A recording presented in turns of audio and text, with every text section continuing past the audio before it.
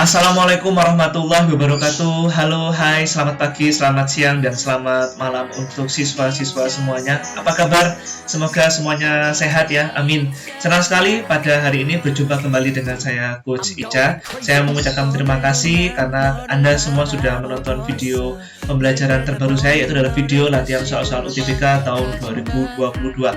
Dan semoga seluruh siswa-siswa bisa diterima di UTBK tahun 2022. Amin. Di sini saya sudah siapkan soal SIMAUI dan kita akan bahas bersama. Oke, kita ke soal SIMAUI yang pertama, soal nomor 1. Saya bantu bacakan soalnya. Nomor 1 yang merupakan salah satu faktor yang menyebabkan permintaan menjadi elastis ya. Kata kuncinya di sini ada namanya elastis. Maka silakan siswa-siswa membuka Grand Theory materi ekonomi kelas 10 semester 1 tentang namanya konsep elastisitas. Ada 3 konsep. Yang pertama, elastisitas harga, elastisitas pendapatan, dan cross elasticity atau namanya elastisitas harga silang. Soal nomor 1 itu hanya cukup melihat pada konsep elastisitas harga. Elastisitas harga nanti kesimpulannya barang itu hanya dibagi menjadi 2. Produk yang bersifat elastis sama produk yang bersifat inelastis. Nah, soal nomor 1 itu menanyakan kalau produknya ataupun barangnya itu elastis, maka ciri-cirinya bagaimana? Maka kita lihat di sini.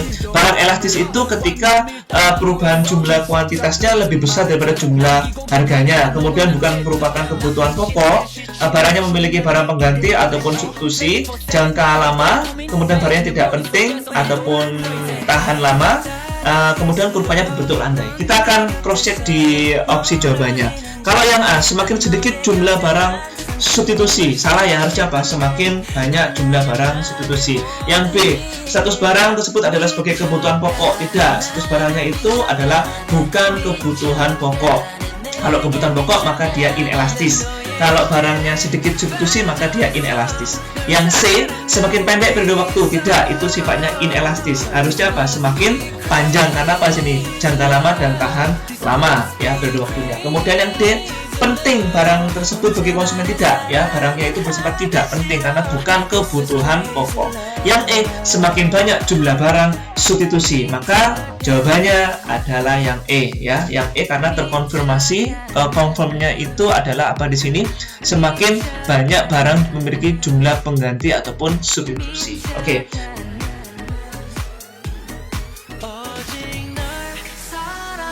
Oke, kita langsung ke soal nomor 2, masih di soal SIMAUI, ekonomi, bisnis, dan akuntansi. Saya bantu bacakan soalnya. Suatu perekonomian sederhana terdiri dari 4 sektor produksi di mana output suatu sektor produksi digunakan sebagai input bagi sektor produksi lainnya yang diperlihatkan oleh tabel berikut. Jadi ada suatu output itu nanti akan menjadi input untuk produk fase berikutnya, ya itu maksudnya. Nah, di sini ada kata kunci ya, di sini ada input ataupun output. Input itu apa? Input itu kebanyakan dalam ekonomi menyatakan dia sebagai bahan baku, output itu apa? Barang jadi ataupun finished good. Tapi karena ini sifatnya dalam bentuk tabel, matriks, di sini kita lihat ada kapas, benang, kain, pakaian. Apa keterkaitan antara istilah input dan output? Gini, kita punya input namanya kapas. Kapas diproses jadi output namanya benang ya. Produk barang jadi benang akan menjadi input untuk kain ya. Kain itu kan sudah jadi output. Kain itu bisa menjadi input untuk pakaian. Nah, kalau siswa-siswa ketemu soal seperti ini dan ditambah ada redaksi soal kayak gini, nilai produk domestik bruto dalam perekonomian tersebut sebesar. Kata kuncinya kalau ketemu soal seperti ini, maka siswa-siswa cukup melihat produk barang jadi yang paling terakhir, yaitu apa? Ya, betul, yaitu pakaian. Pakaian punya nilai output berapa di sini? 180 dengan metode produksi. Saya ulangi lagi, cukup Anda lihat produk finish good-nya, barang terakhirnya adalah pakaian. Langsung lihat nilai outputnya berapa di sini? 180, dan konfirmasi jawabannya adalah yang mana? Yang C.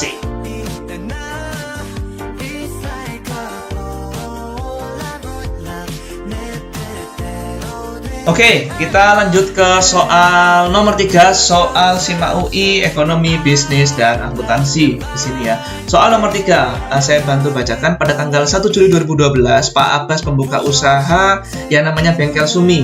Sebagai modal usaha, Pak Anas menginvestasikan uang 20 juta. Jadi ceritanya ini Pak Anas memasukkan uang ke perusahaan 20 juta. Pemiliknya, ownernya itu adalah Pak Anas di sini ya. Untuk apa? Untuk menyewa sebuah bangunan ya di sini senilai 20 juta. Kemudian tanggal berikutnya Pak Anas dapat pinjaman lagi kredit dari Bank ABC senilai berapa? 30 juta. Lalu uang 30 juta oleh Pak Anas dibuat apa? Dibuat beli peralatan senilai 25 juta dan beli perlengkapan 2 juta. Jadi dari 30 juta dia sudah belanja 27 juta untuk beli peralatan dan perlengkapan. Nah, pertanyaannya, bagaimana transaksi tersebut jika dipandang dari nilai aktivanya? Nah, berarti grand teorinya adalah persamaan dasar akuntansi. Saya ulangi lagi, persamaan dasar akuntansi, yaitu apa? Harta sama dengan utang ditambah modal. Maka langsung kita jawab di sini sudah saya gariskan. Mohon maaf ini karena pakai pen tablet ya, jadi agak tidak lurus. Oke. Histori tanggal pertama tadi apa? Pak Anas tanggal 1 dia membuka usaha, memasukkan uang sebesar berapa? 20 juta. Maka tanggal 1 kita lihat bisa di sini. Tanggal 1 berarti kasnya bertambah berapa? 20 juta. Kasnya bertambah 20 juta. Yang diperoleh dari mana? Segi pasifa yaitu apa? Modal bertambah berapa? 20 juta. Jadi ini adalah unsur aktiva. Ini aktiva, siswa-siswa ya. Aktiva sama dengan pasifa. Pasifa penjumlahan dari mana? Utang tambah modal. Oke, dari 20 juta tadi kan sama Pak Anas dibuat apa? Buat sewa. Misalkan tanggal 2 nyewanya itu ya. Tanggal 2 dibuat nyewa habis berapa? 20 juta. Maka kan uangnya berkurang. Berkurang 20 juta, tapi sewanya bertambah berapa? 20 juta. Sehingga formulasi matematikanya berarti berapa? Minus 20 tambah 20 berarti berapa? 0 ya, sama dengan berarti apa? Sudah balance ya. Jadi prinsipnya akuntansi, persamaan dasar akuntansi itu adalah balance. Aktiva harus balance sama pasifa. Harta harus balance dengan utang ditambah dengan modal. Oke. Kemudian Pak Anas itu pinjam uang kredit dari Bank ABC. Misalkan tanggal 3 nih, berapa? 30 juta. Berarti kan kasnya, fresh money-nya bertambah si perusahaan bengkel tadi itu. Tambah berapa? Coach Cica? Bertambah 30 juta. Nah, pertanyaannya dari mana nambahnya? Dari utang di Bank ABC berapa? 30 juta. Jadi, cara membacanya, kasnya bertambah 30 juta, utang dari Bank ABC bertambah berapa? 30 juta di sini. Bisa dipahami ya? Oke, jadi kas bertambah 30 juta, utang bertambah 30 juta. Oke, next. Tanggal 4 dibuat beli apa? Tanggal 4 dibuat beli apa? Si 30 juta dibuat belanja perlengkapan dan peralatan. Sebentar saya garis lagi. Belanja peralatannya 25, perlengkapannya 2 juta. Berarti belanja perlengkapan tanggal 4 berapa di sini? Perlengkapannya nambah 2 juta karena dibelanjakan ya. Kemudian peralatannya bertambah 25 juta sehingga uangnya cash berkurang berapa? 27 juta. Oke. Nah, ini saya kasih ini biar nggak bingung. Oke. Nah, ini. Sekarang pertanyaannya, tinggal berapa uangnya Pak Anas kalau dilihat dari segi aktiva? Nah, aktiva harta. Harta itu dibagi menjadi soal ini, ada kas, tambah piutang, tambah sewa, tambah perlengkapan, tambah peralatan. Anda cukup menjumlahkan ini aja, kas, tambah piutang, tambah sewa, tambah perlengkapan, tambah peralatan. Yuk kita lihat saldonya ya. Kalau tanda kurang berarti dia mengurangi sifatnya. Anda lihat di sini, ini ada jumlahkan. 20 dikurangi 20, 0. 0 tambah 30, 30. Kurangi 27 tinggal berapa di sini? 3 juta untuk kas fresh money. Kemudian piutang tidak ada. 0 ya. Kemudian sewa berapa di sini? 20 juta. Ini perlengkapan berapa? 2 juta. Peralatan berapa di sini? 25 juta.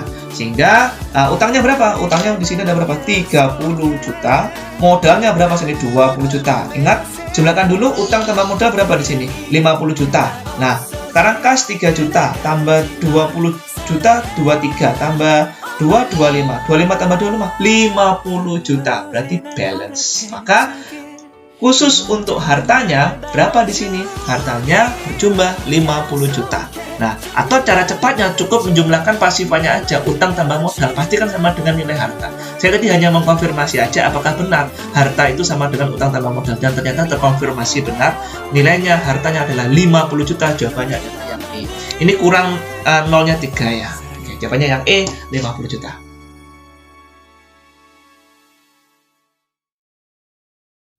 Oke, soal nomor 4. Tabel di bawah ini memberikan informasi tentang utilitas yang diterima seorang konsumen pensil. Harga satu pensilnya itu Rp1.000. Ini ada sebuah tabel ataupun matriks, yaitu tentang jumlah pensil pertama, kedua, ketiga, kemudian total yang dibayarkan per pensil 1 itu 1.000, kalau pensilnya 2.000 dan kalau pensilnya 3.000 sama total utilitas ya. Ada 1.000 utilitas, 4.000 utilitas, dan 6.000 utilitas. Pertanyaannya, Anda disuruh menghitung nilai utilitas marginal pensil ketiga. Oke, grand teorinya untuk soal nomor 4 adalah buka materi ekonomi kelas 10. Buka materi ekonomi kelas 10 tentang namanya perilaku konsumen. Ada istilah namanya utilitas. Apa itu utilitas, Coach Ica? Utilitas itu adalah nilai guna ataupun nilai manfaat yang dirasakan oleh konsumen ketika dia menggunakan produk, barang, ataupun jasa. Bagaimana cara menghitung utilitas? Ini ada dua cara menghitung utilitas. Kalau pakai tabel matriks, Anda menggunakan rumus delta total utilitas dibagi dengan delta quantity atau jumlah produk. Saya ulangi lagi, kalau dia bentuknya tabel seperti ini, maka Anda gunakan rumus marginal utility sama dengan delta total utility dibagi dengan delta quantity. Yaitu yang namanya delta itu di mata pelajaran fisika atau matematika itu pasti kan selisih dua unsur. Kalau ditanyakan marginal utility yang ketiga, maka apa? TU ketiga dikurangi TU kedua, sehingga Q-nya ngikuti Q ketiga dikurangi Q kedua. Paham sampai di sini? Oke, TU ketiga berapa di sini? TU ketiga, total utilitas ketiga dapat angka 6.000. TU kedua ada berapa? Dapat angka 4.000. Kemudian Q, ini kuantiti ya. Kuantitinya yang ketiga berapa? Ya 3. Untuk yang kedua berarti berapa? 2. Nah, Anda kurangi matematika biasa. 6.000 dikurangi 4.000, dapat berapa? 2.000. 2.000 dibagi 1 berapa? 2.000. Jadi, marginal utility untuk produk barang ketiga senilai 2.000. Jawabannya adalah yang B. Bravo.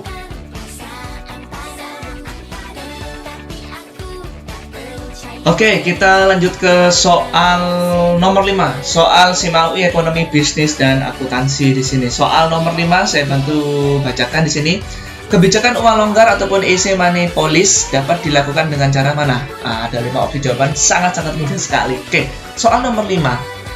Kalau kata kuncinya, konsepnya easy money policy, uang longgar, berarti kan di sini pemerintah lagi memberikan uang sebanyak mungkin kepada masyarakat. Nah, itu konsepnya apa? Kita harus belajar dulu grand teorinya. Silakan siswa-siswa buka materi ekonomi kelas 11 grand teorinya di sini. Oke, kita harus pahami dulu tentang namanya inflasi dan deflasi.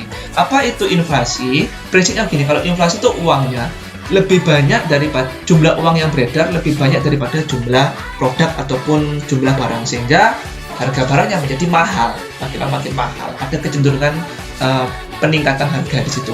Kalau deflasi, maka jumlah uang yang beredar lebih sedikit daripada jumlah barang, sehingga di sini harga barangnya makin murah ya. Itu harus bedanya. Nah, inflasi dan deflasi ini merupakan problem dalam sebuah ekonomi, harus diberikan solusi. Solusinya bagaimana? Solusinya ada dua, pakai kebijakan moneter sama kebijakan fiskal. Nah, soal nomor 5 ini yang ditanyakan, ini kombinasi nanti ini, ada yang moneter, ada yang fiskal ya, dari masing-masing opsi jawabannya. Maka siswa-siswa harus paham dulu apa itu kebijakan moneter, apa itu kebijakan fiskal. Oke, saya buat matriks di sini sudah saya bantu ya. Kebijakan moneter pelakunya yaitu Bank Indonesia sebagai otoritas yang berwenang di sini. Targetnya apa? Mengatur jumlah uang yang beredar. Ya, saya bahas dari kebijakan moneter matriks di sini. Ada beberapa instrumen kebijakannya. Pertama ada politik diskonto, cash ratio, cadangan ataupun giro minimum, kemudian reserve requirement, kemudian operasi pasar terbuka, dan kebijakan kredit ya. Nah, solusinya kalau inflasi, lakukan kebijakan moneter secara kontraktif. Saya ulangi lagi, kalau inflasi gunakan kebijakan secara kontraktif. Nanti kontraktif itu ada di opsi redaksi pilihan jawaban soal itu. Kalau deflasi itu lakukan secara ekspansif ya. Yaitu bagaimana kalau kontraktif itu? Kontraktif artinya apa? Mengurangi jumlah uang yang beredar. Kalau ekspansif berarti apa? Menambah jumlah uang yang beredar. Anda bisa lihat di duplikasi kebijakan fiskal. Di sini ada namanya mengurangi jumlah uang beredar disebut dengan kontraktif, dan menambah jumlah uang beredar disebut dengan ekspansif. Oke, saya ulang. Saya akan kembali ke kebijakan moneter matriksnya ini. Oke, kalau mengatasi inflasi, maka gunakan kebijakan kontraktif dengan cara mengurangi jumlah uang beredar. Cara bacanya begini, maka Kalau pakai kebijakan diskonto, maka naikkan suku bunga untuk mengatasi inflasi atau kontraktif. Kalau deflasi, turunkan suku bunga. Kemudian kalau pakai cash ratio, naikkan cash rasionya. Kalau pakai ekspansif, turunkan cash rasionya.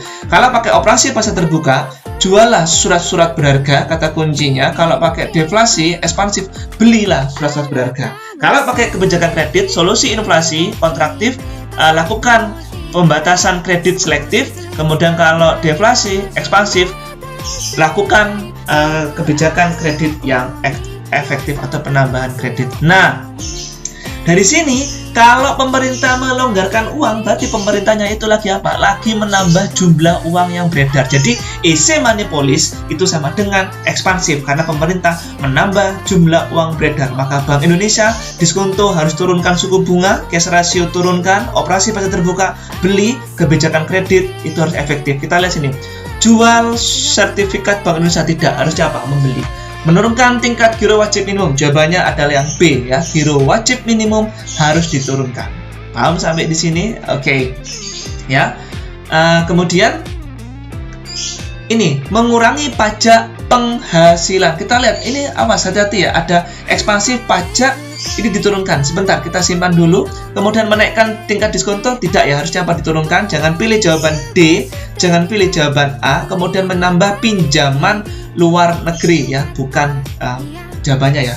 Ingat kata kuncinya di sini kebijakan uang longgar easy money policy itu lebih cenderung diatur oleh kebijakan moneter oleh Bank Indonesia. Maka saya merekomendasikan jawabannya itu adalah jawaban yang menurunkan tingkat giro wajib minimum B ya, karena dia itu ranahnya kebijakan moneter.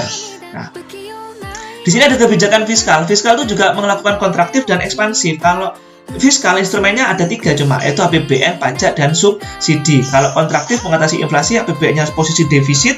Kalau pajak harus dinaikkan, kalau subsidi harus diturunkan oleh pemerintah, yaitu Kementerian Keuangan. Ya. Kemudian kalau ekspansif, ya ekspansif berarti menambah jumlah uang beredar. Kalau APBN harus posisi surplus, kalau pajaknya harus diturunkan, kalau subsidi harus dinaikkan. Nah, di sini hati-hati. Soal ini pajak.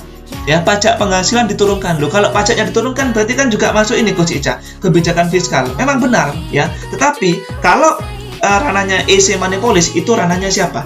Kebijakan moneter Bank Indonesia. Jadi saya tegaskan kebijakan moneter Bank Indonesia easy money policy jawabannya itu adalah yang menurunkan tingkat giro wajib minimum. Jawabannya adalah yang B.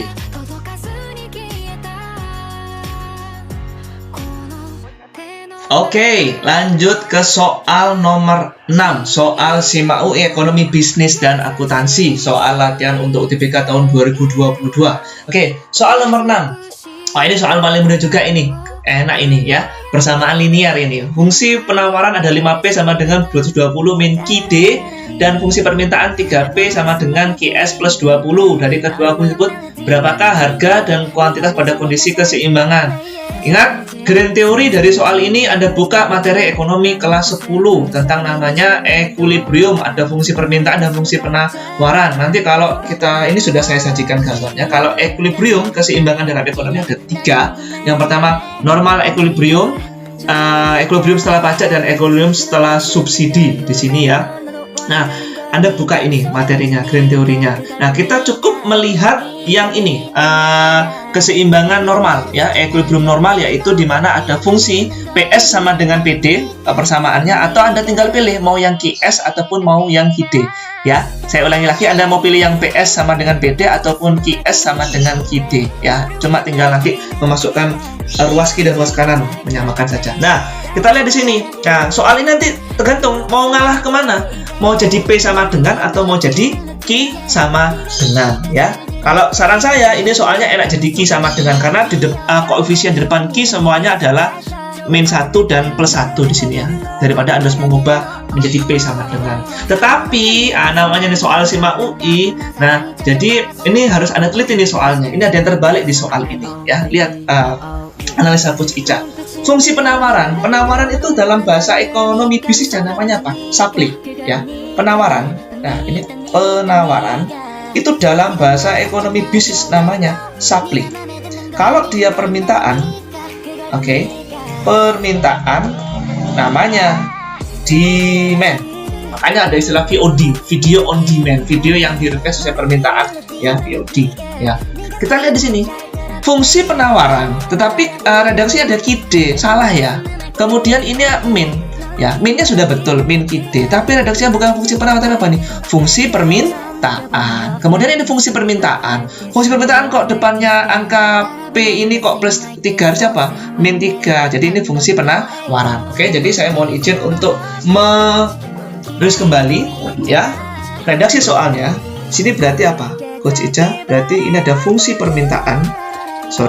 Fungsi permintaan.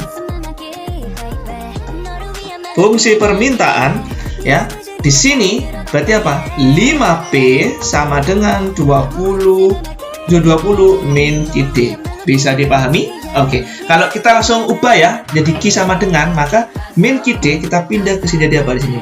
Oke, KID sama dengan 220 minus 5P. Paham? Fungsi permintaan. Kemudian kita buka juga bawahnya, ada namanya fungsi penawaran. Ya, fungsi penawaran. Fungsi penawaran ataupun supply. Ya, fungsi penawaran. Maaf saya nggak ganti warna ya, biar agak cepat di sini. Fungsi penawarannya di sini ada berapa? 3P sama dengan QS tambah 20 ya. Jadi yang betul adalah 3P sama dengan berapa tadi? Oke, QS tambah 20. QS tambah 20. Maka langsung aja QS sama dengan 3P minus 20. Jadi kita sudah punya fungsi permintaan. QD sama dengan 220 min 5P, QS sama dengan 3P min 20. Anda buka grand teori, berarti apa? QD sama dengan QS. Bagaimana cara menyeimbangkannya? Ya, karena menanyakan tentang keseimbangan, maka harus Anda seimbangkan dengan QS sama dengan QD atau QD sama dengan QS. Itu tinggal dimasukkan saja di sini.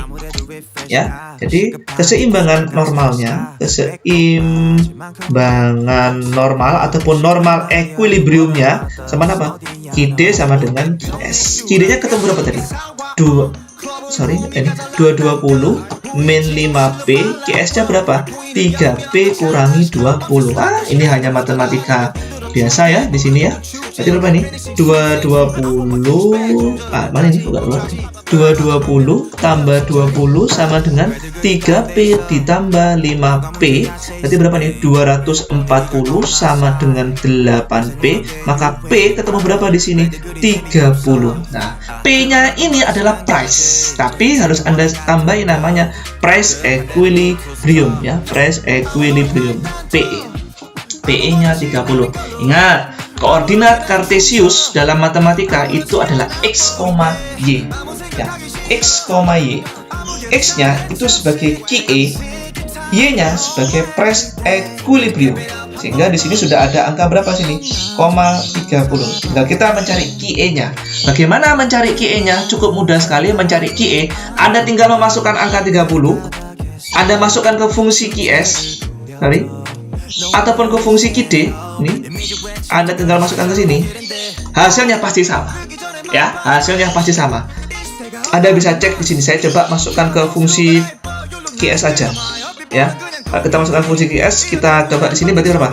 3 kali 30 min 20 berarti berapa? 3 kali 90 ya. 90 kurangi 20 ketemu berapa sini?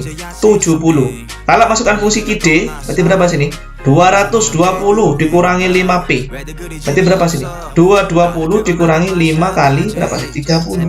Berapa? 220 min 150 ketemu 70. Sama kan ya? Maka QE-nya ya, ini namanya QE, ini namanya QE. QE-nya ketemu berapa? 70.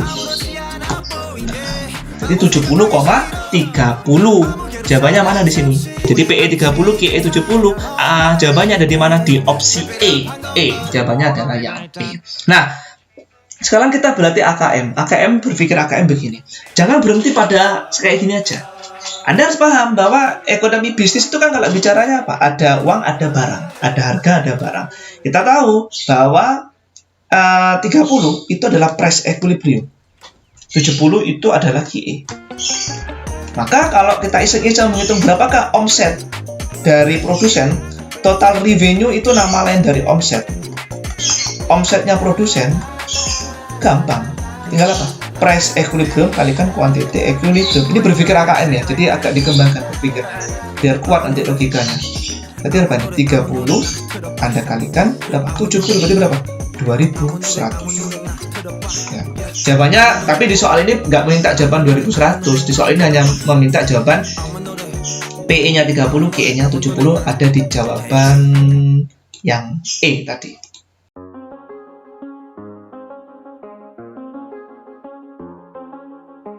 Oke, lanjut lagi di soal SIMA UI nomor 7, soal latihan UTBK tahun 2022 ya. Saya bacakan di sini. Sewa toko yang dibayar 1 Maret 2011 untuk 2 tahun mendatang dicatat pada akun beban sewa. Akunnya adalah beban sewa sebesar 4.800.000. Ditanyakan ya, jurnal pembaliknya seperti apa? Ingat, ini kata kuncinya adalah jurnal pembalik. Awas, hati-hati, ada jebakan namanya jurnal pembalik.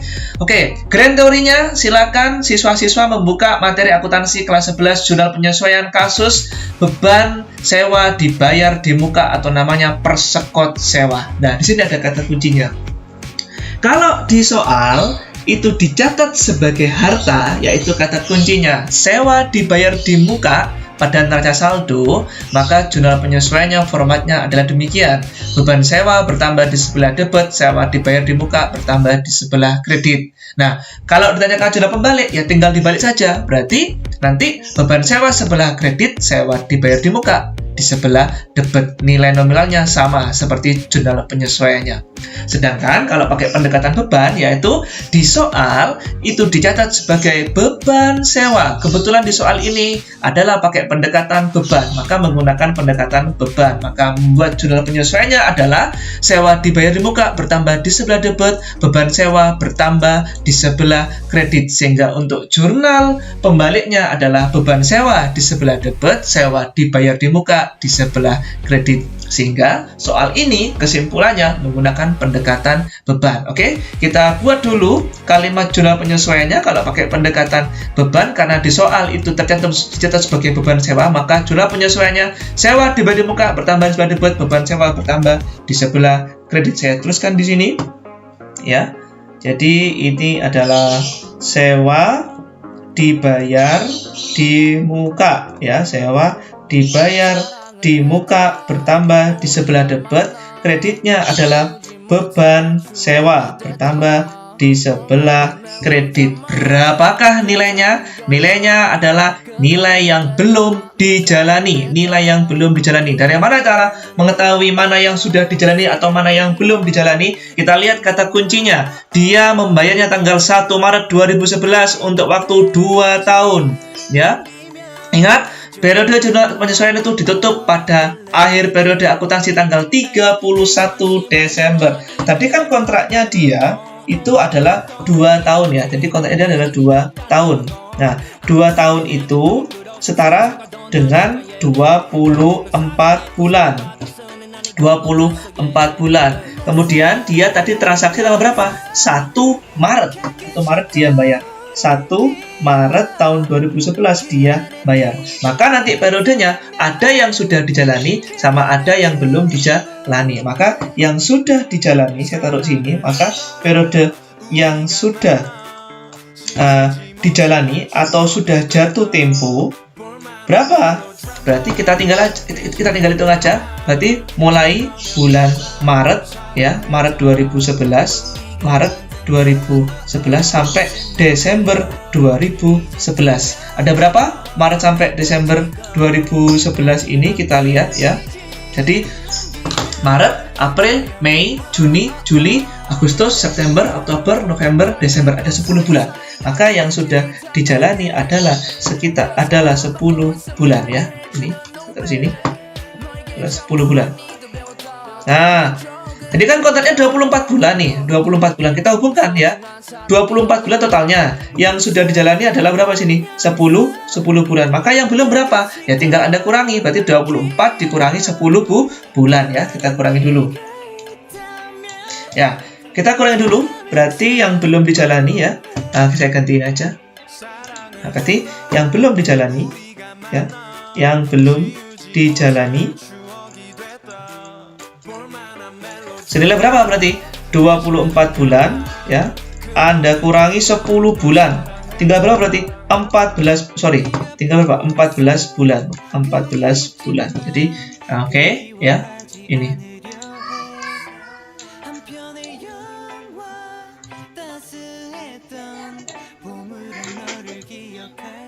Sehingga di sini yang belum dijalani ya, tinggal Anda gantikan aja di sini ya. Oke. Di sini berarti yang belum dijalani. Sehingga yang belum dijalani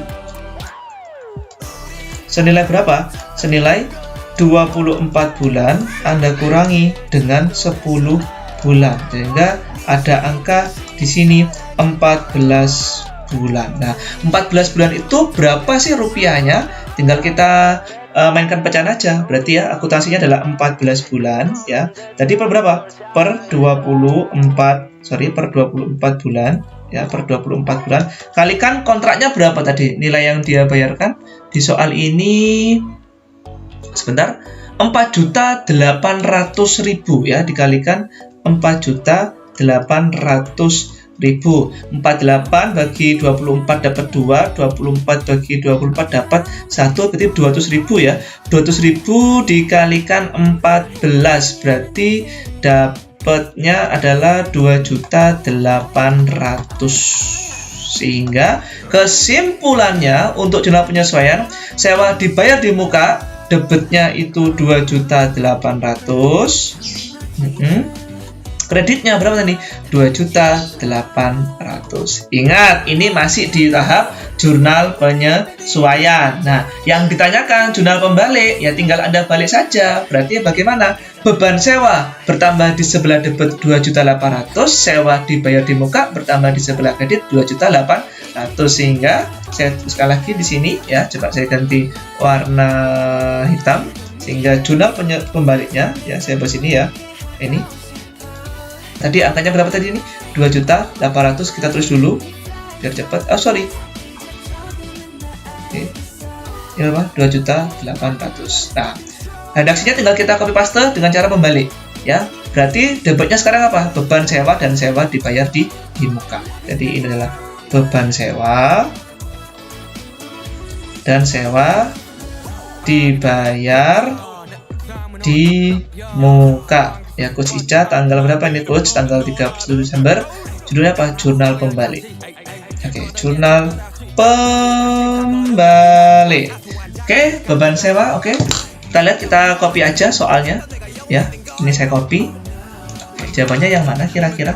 Jadi jawabannya yang mana? Jawabannya itu adalah yang B, yaitu beban sewa sebelah debit, sewa dibayar di muka sebelah kredit. Tapi mohon maaf, angkanya bukan 2.400.000 tapi berapa? 2.800.000. Jadi ini angka di redaksi soalnya yang harus direvisi menjadi berapa? 2.800.000.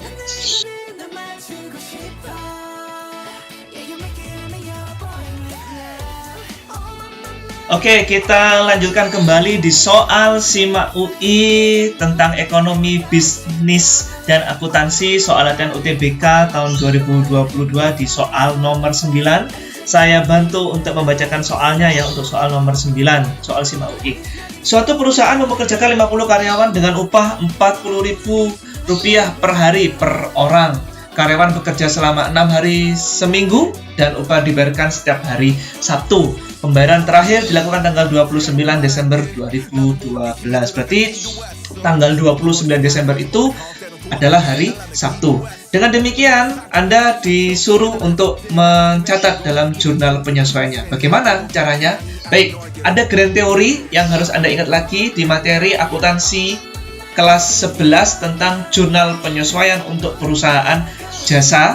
Ya, jurnal penyesuaian untuk kasus yaitu beban belum dibayar dan utang beban, atau biaya belum dibayar ataupun utang biaya, dengan format beban gaji bertambah di sebelah debit, utang gaji bertambah di sebelah kredit. Oke, kita kembali lagi ke soalnya. Di sini ada angka penting yaitu jumlah karyawannya ada 50, upahnya per hari per orang adalah 40.000 dan lamanya hari kerja dalam sepekan adalah 6 hari ya. Kemudian tanggal 29 hari Sabtu itu dilakukan pembayaran terakhir, maka akan kita buat konsepnya sini ada 6 hari kerja, yaitu hari Senin, Selasa, Rabu, Kamis, Jumat, dan Sabtu.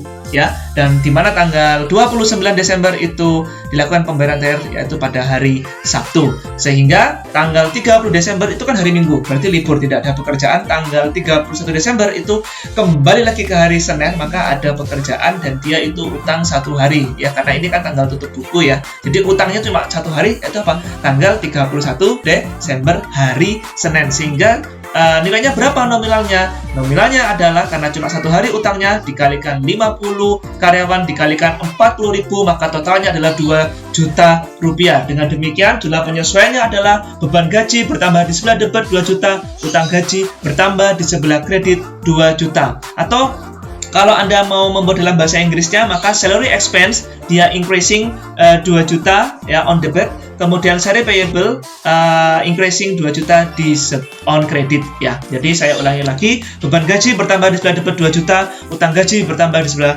kredit 2 juta.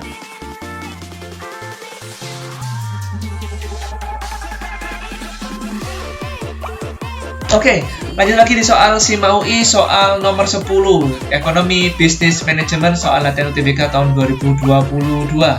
Nomor 10, berdasarkan hukum permintaan, jumlah barang yang diminta berhubungan secara positif terhadap harga barang tersebut, sebab jika terjadi kenaikan pada suatu barang, jumlah permintaan barang tersebut akan berkurang, yang ditunjukkan oleh pergeseran kurva permintaan ke arah kiri. Maka grand teorinya silakan siswa-siswa membaca kembali ekonomi kelas 10 semester 1 tentang hukum permintaan dan hukum penawaran. Nah, begini cara bacanya.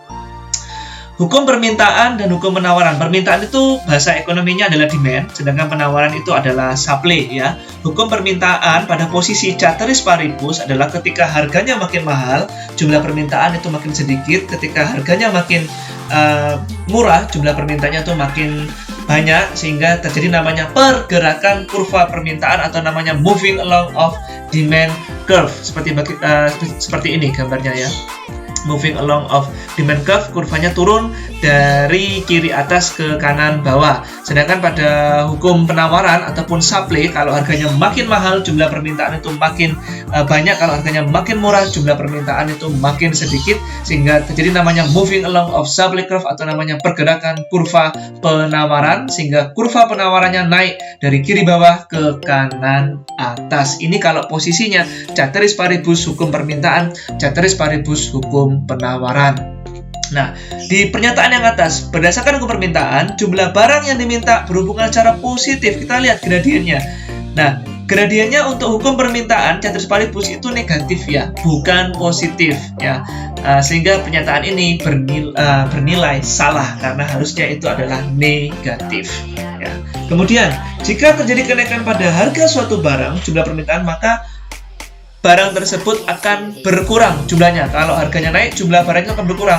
Benar sampai di kalimat ini, tetapi yang ditunjukkan pergeseran. Salah. Harusnya dia pergerakan kurva permintaan ya. Saya ulangi lagi, kalau terjadi kenaikan harga barang ataupun harganya makin mahal, jumlah permintaannya itu makin turun, sehingga terjadi pergerakan kurva permintaan karena pada kondisi ceteris paribus, sehingga gradiennya bernilai negatif. Jadi pernyataannya salah, alasannya salah, jawabannya adalah yang E. Paham sampai di sini? Oke, kalau mungkin lupa saya bantu ya di sini. Nah, ini gambarnya kurva pergeseran kurva permintaan, yang bawahnya pergeseran kurva penawaran. Pergeseran kurva permintaan terjadi karena apa? Karena sudah tidak ceteris paribus. Sehingga cara membacanya, kapan kurva penawaran D0 bergeser ke arah D2, arah ke kanan atas?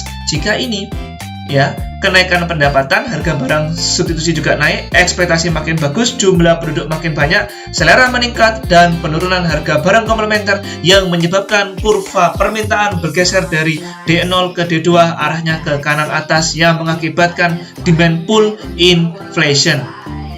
Oke, demand pull inflation di sini artinya kalau harganya makin mahal, jumlah permintaannya itu makin banyak, sehingga tidak berlaku ceteris paribus. Sedangkan kapan D0 bergeser ke arah D1? Ketika ini Anda bisa membaca Penurunan pendapatan, harga barang substitusi turun, ekspektasi makin jelek, jumlah penduduk turun, selera turun, dan kenaikan harga barang komplementer. Terjadi shifting along of demand curve, kurvanya bergeser ke arah kiri bawah yang menyebabkan harganya makin murah, jumlah permintaannya itu makin sedikit ya. Kemudian kapan kurva penawaran bergeser S0 bergeser ke S1 atau ke kiri atas? Jika terjadi kenaikan biaya produksi, pajak, ya intinya seluruh biaya produksi makin mahal atau memicu namanya cost push inflation, yaitu ketika harganya makin mahal, jumlah yang ditawarkan makin sedikit karena tidak berlaku ceteris paribus. Kapan S0 bergeser ke S2 ke arah kanan bawah? Jika terjadi perbaikan teknologi, inovasi makin bagus, pemberian subsidi, dan penurunan biaya produksi yang mengakibatkan kurva bergeser ke kanan bawah. Intinya harga makin murah, jumlah yang ditawarkan semakin banyak. Tidak ceteris paribus. Jadi kesimpulannya, jawaban nomor 10 adalah E. Pernyataan salah, alasannya juga salah.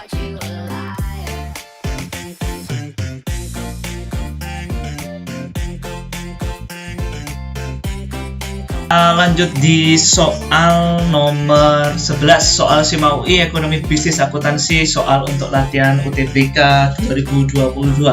Oke, soal SIMA UI nomor 11 saya bantu bacakan. Untuk mengukur tingkat ketimpangan ya, distribusi pendapatan dapat digunakan indeks Gini atau indeks koefisien Gini. Sebab makin kecil indeks koefisien Gini, makin timpang distribusi pendapatan masyarakatnya. Nah, ini model pertanyaan sebab akibat. Pernyataan atas itu sebab, pernyataan bawahnya itu akibat ya. Kita lihat di sini, untuk mengukur ketimpangan distribusi pendapatan bisa menggunakan indeks koefisien Gini. Kita lihat grand teorinya, silakan siswa-siswa membuka materi ekonomi kelas 11 tentang pendapatan nasional. Nanti itu ada submateri tentang indikator pemerataan pendapatan ataupun indikator distribusi pendapatan nasional, bisa dilihat di indeks koefisien Gini atau kurva Lorenz. Bagaimana cara mengindikasinya? Kalau pakai indeks koefisien Gini, kalau angkanya di 0 sampai 0,4 berarti semakin merata, artinya ketimpangan kecil ya. Kalau lebih dari 0,6 berarti semakin tidak merata atau ketimpangannya tuh besar ya, atau memusat pada suatu kelompok pendapatan saja. Kita lihat sini, makin kecil indeks koefisien Gini berarti mendekati 0 ya. Berarti ketimpangan distribusinya makin timpang ataupun makin besar. Tidak ya. Harusnya apa? Makin kecil, karena ketimpangannya itu semakin kecil ya, semakin merata. Berarti pernyataan A-nya itu benar dan pernyataan bawahnya itu salah ya di sini ya. Maka jawabannya apa? Kalau benar dan salah ya. Kalau benar dan salah itu jawabannya adalah yang C. Kita lihat, masih ingat konteksnya? Jawaban A itu kalau pernyataannya benar, alasannya benar dan berhubungan. B itu kalau benar-benar tidak berhubungan atau benar-benar nggak nyambung ya. Kalau saya selalu berikan ke siswa-siswa itu, kalau yang C itu apa? Benar salah. Kalau yang D itu salah benar. Kalau yang E itu salah. Maka jawaban tadi adalah benar salah. Jadi mengukur ketimpangan distribusi pendapatan bisa menggunakan koefisien Gini, benar. Makin kecil indeks koefisien Gini atau mendekati 0, ketimpangannya itu makin timpang. Salah ya, harusnya apa? Makin tidak menimpang atau merata. Benar dan salah itu adalah yang C untuk nomor 11. Lanjut lagi di soal nomor 12, soal SIMA UI Ekonomi Bisnis Manajemen, soal latihan UTBK tahun 2022. Nomor 12, Joko sangat kehausan. Ia membeli es teh manis setelah minum gelas ketiga. Rasa haus mulai berkurang dan es teh manis yang diminumnya tidak lagi memberikan kepuasan sebanyak gelas pertama dan kedua. Dapat dikatakan Joko mengalami diminishing technical rate of substitution. Salah ya. Pernyataannya salah karena Mas Joko mengalami hukum Joseon 1 yang disebut the law of marginal utility. Buka lagi grand teori perilaku konsumen materi ekonomi kelas 10. Sebab hukum Joseon 1, jika kebutuhan dipenuhi terus-menerus, tambahan kenikmatan ataupun kepuasannya makin lama makin berkurang sehingga akhirnya tidak dicapai rasa kepuasan. Benar, jadi pernyataannya salah, alasannya benar, jawabannya adalah D, delta. Oke, baca kembali teori perilaku konsumen, teori kardinal. Mungkin tadi ada yang lupa ya, kapan kita menjawab A ya. Menjawab A jika pernyataan benar yang atas benar, bawahnya itu benar berhubungan. Kalau B adalah benar untuk atasnya, bawahnya itu benar juga tapi tidak nyambung. C adalah benar salah. Kemudian yang D yaitu salah benar ya. Yang E adalah salah ya. Oke, jawabannya adalah yang D, pernyataan atas salah, yang pernyataan bawahnya benar.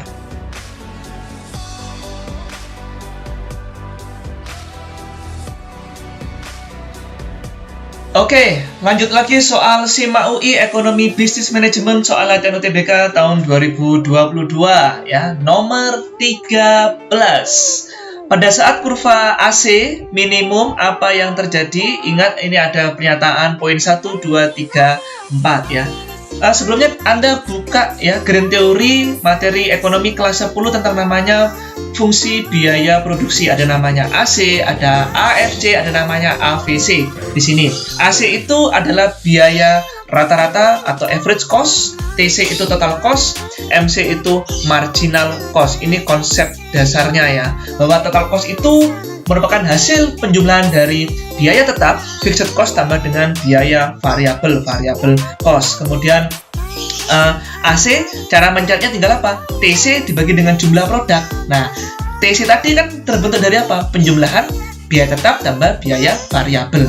Biaya tetap itu dalam bahasa matematisnya itu adalah konstanta ataupun intercept ya. Sehingga FC dibagi dengan Q atau kuantitas produk itu menghasilkan AFC, yaitu average fixed cost atau biaya tetap rata-rata. VC, variable cost, dibagi dengan quantity, namanya average variable cost. Sedangkan marginal cost, ini ada dua rumus, bisa pakai delta TC dibagi dengan delta Q. Ingat kalau delta berarti Anda harus mengurangkan TC2 dikurangi TC1 dibagi dengan Q2 dikurangi dengan Q1 ya. Atau kalau dia formulasi matematis linear pangkat 1, pangkat 2, pangkat 3, Anda tinggal melakukan turunan pertama ataupun diferensial pertama dari fungsi yang bersangkutan. Jadi konsepnya ada TC, ada AC, dan ada MC di sini. Oke, kita lihat kurvanya. Nah, ini pada kurva namanya ada economic scale dan diseconomic scale, efisiensi produk, titik paling hemat untuk memproduksi produk dari perilaku produsen ya. Pada saat AC-nya minimum, apa yang terjadi? Hukum pertama, pada saat AC minimum ini di lembah ini, maka AC berpotongan dengan MC. Yang kedua, AVC minimum berpotongan dengan MC. Ada nggak jawabannya di sini? Ada. Ternyata poin 2 yaitu MC berpotongan dengan AC atau AC berpotongan dengan MC. Kemudian nomor 4 adalah AVC minimum berpotongan dengan MC ya. Jadi jawabannya apa? 2 dan 4. Jawabannya 2 dan 4 ya. Oke, mungkin ada yang lupa untuk menjawab tentang butir-butir angka ya. A itu ketika poin 1, 2, dan 3 benar. Jadi kalau 1 benar, 3 itu sudah pasti benar ya. Nah, kalau yang B itu 1 benar, 3 benar. C itu 2 benar, 4 benar. D itu 4 saja yang benar. Kalau itu benar semua. Untuk jawaban soal nomor 13, jawabannya adalah poin 2 dan 4. Berarti jawabannya itu adalah yang C.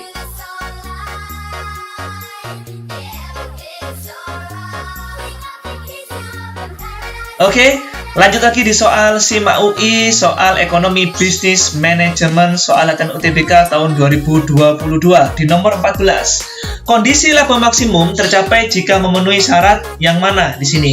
Ingat, ini ada frase laba maksimum. Laba sendiri itu rumusnya adalah pemasukan dikurangi dengan pengeluaran. Maksimum berarti Anda harus melakukan turunan pertama ataupun diferensial pertama dari fungsi utamanya. Sehingga di sini ya kita lihat laba maksimum berarti apa? Ini ya, poin 1 ya, delta P dibagi dengan delta Q sama dengan 0. Ini adalah turunan pertamanya. Dan nomor 3, marginal revenue sama dengan marginal cost. Anda tahu kan bahwa turunan dari total revenue adalah marginal revenue, turunan dari total cost adalah marginal cost. Oke, kita tahu bahwa rumusnya laba itu adalah total revenue kurangi dengan total cost ya. Sedangkan pada proses turunan pertama, maka total revenue kurangi total cost harus sama dengan 0 sebelum kita turunkan. Total revenue akan menjadi marginal revenue, turunan pertamanya.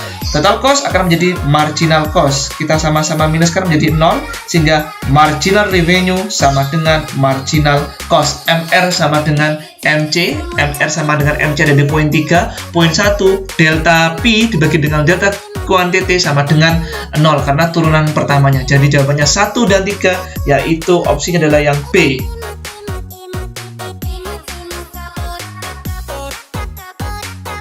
Nomor 15, diketahui persamaan keseimbangan agregat nasional pada suatu perekonomian tertutup sebagai berikut. Ada formulasi C sama dengan 65 ditambah 0,6 Y dan investasi I sama dengan 70 tambah 0,2 Y. Berikut ini yang merupakan kondisi syarat keseimbangan. Yang mana jawabannya? Oke, grand teorinya silakan dibuka materi ekonomi kelas 11 tentang pendapatan nasional. Ada namanya fungsi konsumsi dan fungsi saving ya di sini ya. Fungsi konsumsi sama, cara mencarinya sama kayak kita membuat koordinat kartesius, berarti perlu konsumsi 1, konsumsi 2, pendapatan 1, pendapatan 2. Ingat simbolnya pendapatan adalah Y ataupun yield ya di sini. Ini sudah saya tuliskan di sini ya. Kemudian untuk konsumsi simbolnya adalah C. Nah, kemudian setelah itu akan menjadi sebuah formulasi rumus adalah C sama dengan A plus B atau C sama dengan A ditambah MPC kalikan dengan Y. MPC itu nama lainnya adalah gradien atau simbolnya adalah B. Bagaimana cara mencari MPC? Yaitu tinggal delta C dibagi dengan delta Y. Delta C adalah C2 dikurangi dengan C1. Delta Y adalah Y2 dikurangi dengan Y1. MPC adalah gradient ataupun slope. Nama lainnya adalah marginal propensity to consume atau hasrat untuk mengkonsumsi karena meningkatnya pendapatan konsumen ya. Sedangkan A ini adalah konsumsi autonom ataupun intercept ataupun konstanta. Artinya konsumen itu bisa jajan padahal dia belum kerja ataupun dia lagi tidak punya uang, sehingga Y-nya sama dengan 0, dia masih bisa jajan. Misalkan diberi oleh orang tua ya uangnya itu. Oke, kita akan langsung hitung di sini ya. Saya bantu hitung. Kemudian sebelum itu ada tambahan, ada namanya multiplier effect. Tolong dihafalkan, ini ada namanya multiplier effect karena investasi KI, multiplier effect karena pengeluaran pemerintah KG, dan multiplier effect karena pajak yaitu adalah K tax ya di sini ya. Oke, saya bantu cara menghitungnya. Di sini ada C ya, ada C sama dengan, saya geser ke bawah saja. C sama dengan 65 ditambah 0,6 Y. Nah, kemudian ada I, investasi, sama dengan 70 ditambah 0,2 Y. Pertama, kita lihat konsumsi autonomnya sebesar 0,6. Nah, bagaimana cara menghitungnya? Konsumsi autonom sama dengan 0,6. Salah ya. Harusnya apa? 0,6 itu adalah B di sini MPC ya. Maka nomor 1 salah, 3 pasti salah. Tapi kita lihat dulu cara menghitungnya ya di sini. Kemudian marginal propensity to saving adalah 0,4. Nah, kita tahu bahwa kalau ada fungsi C sama dengan 65 tambah 0,6 Y, maka ini 65 tambah 0,6 Y. Ini adalah sebagai A, ini adalah sebagai B. Ingat, di teori pendapatan nasional ada 3 unsur. Pendapatan itu sendiri, konsumsi dari konsumen, dan saving ataupun tabungan. Kalau diketahui formulasi C, maka otomatis kita bisa mencari bagaimana format formulasi savingnya atau fungsi tabungan. Maka fungsi tabungan di sini ya, fungsi tabungan ataupun fungsi savingnya ya, gampang sekali ya. S sama dengan A-nya Anda kasih min, B-nya Anda ganti 1 min B kalikan dengan Y ya. Saya scroll ke bawah sini, bahwa S sama dengan min A ditambah MPS kalikan dengan Y ya. A-nya tadi berapa? Kita punya ada A-nya tadi, sebentar kelihatan sih. A-nya 65, maka Anda ganti min 65 ya. Tambah B-nya tadi berapa? B-nya 0,6 ya. Berarti Anda tambahkan di sini 1 kurangi 0,6 Y. Maka savingnya min 65 ditambah 0,4 Y. 0,4 disebut dengan MPS, tambahan tabungan karena ada tambahan pendapatan. Ada MPS, ada MPC ya. Di sini kita lihat MPS-nya apakah sebesar 0,4 di sini. MPS 0,4 benar ya. Nomor 2 benar. Kalau 2 benar, 4 pasti benar. Outputnya 675. Output apa ini? Ingat, kita lakukan dulu namanya break even income, keseimbangan ya. Kita lakukan dulu break even income. Break even income, yaitu pada posisi pendapatannya habis dibuat konsumsi dan investasi. Ya, Y sama dengan C plus I. Kita lihat tadi di sini ya. C-nya tadi berapa? Rumusnya tadi 65 ditambah ya 0,6Y. Jadi untuk C-nya adalah 65 tambah 0,6Y. Kemudian investasinya, I-nya tadi berapa tadi? I-nya di sini adalah 70 tambah 0,2Y ya. 70 ditambah 0,2Y. Oke, yang Y kita kumpulkan Y ya di sini ya. Berarti Y sama dengan 65 tambah 70 dapat berapa nih? 135. 0,6 tambah 0,2 dapat berapa? Di sini dapat 0,8Y, sehingga Y kurangi 0,8Y sama dengan 135. Sini Y kurangi 0,8Y ketemu namanya 0,2Y. 0,2Y sama dengan 135. 0,2 itu kan pecahannya adalah 2/10. Y sama dengan 135. Atau boleh saya sederhanakan, 2/10 itu kan sama dengan 1/5Y sama dengan 135. Maka Y sama dengan 135. Anda kalikan 5, ketemu berapa? Angkanya 675. Oke, 675. Loh, ya. Jadi Y tadi jawabannya apa? 675. Loh, Coach Ica, kok bisa? Y itu kan pendapatan. Kok bisa Anda mengatakan itu adalah sebagai output? Output tadi katanya apa? Produk. Nah, produk itu kan berarti satuannya adalah unit, bisa barang ataupun jasa, satuannya unit. Lah, sekarang kalau harga produknya itu Rp1, sedangkan jumlah outputnya 675 unit, kan berarti hasilnya kan sama dengan 675. Jadi begitu logika bisnisnya. Jawabannya adalah poin 2 dan 4 ya, yang benar. 2 dan 4 itu adalah yang C.